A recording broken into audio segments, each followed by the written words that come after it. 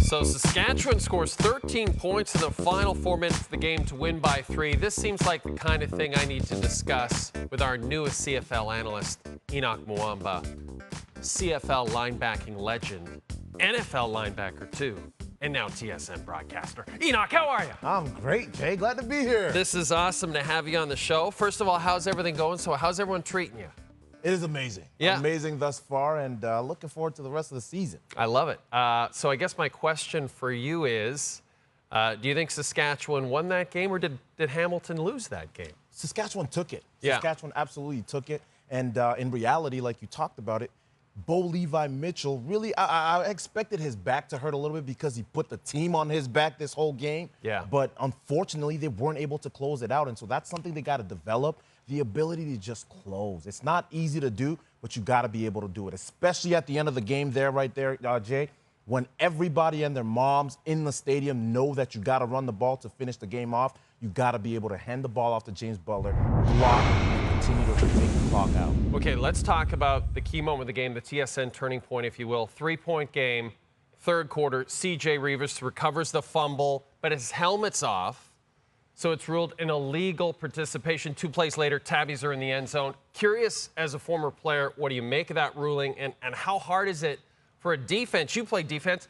to then come back on the field after thinking you've had a takeaway? You don't like it. You don't like it as a player, but it's necessary, right? Mm-hmm. And this is coming from somebody that used to be a union member, and so I was on the board as well, so I represented the players. So we want to keep this game safe, so we want to have that rule in there. But at the end of the day, it's tough. It's tough because he was right there. He didn't do too much to get involved with the play, but it is not safe.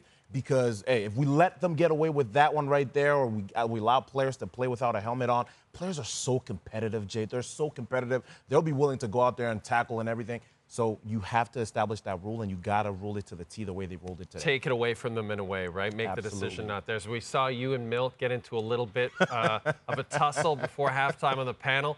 Let's take a look at this. He's 54 years old. I know he was like in rookie camp in Winnipeg this year, and he's like an otherworldly athlete and human being. But we don't need him getting hurt, Henoc. I'm worried here. I took it easy on him too, Jay. I took it easy. I try to tell him too. He's like an uncle to me. But, you know, I took it easy on him, and I try to just do it as respectfully as possible and let him know, look, I'm still a linebacker at heart, and I haven't been in a linebacker position in a long time. So it was cool to kind of feel a little bit of, competition. Yeah. We're going to get you guys running sprints out here and doing He's all going to sorts beat me of on fun that, stuff. though. He's definitely going to get me. He's really something. I think he has 0% body fat. I want to test him. Week 2's in the books. Henoc Muamba, thanks for this. Appreciate it. Thanks for having me, Jay. Don't forget, Week 3 coming up. Red Blacks Alouettes kicking it off on New York Pride Thursday night football. And then you got the Lions and Bombers on Friday, followed by the Elks and Argos Saturday. And we wrap it up with another matchup between Hamilton and Saskatchewan.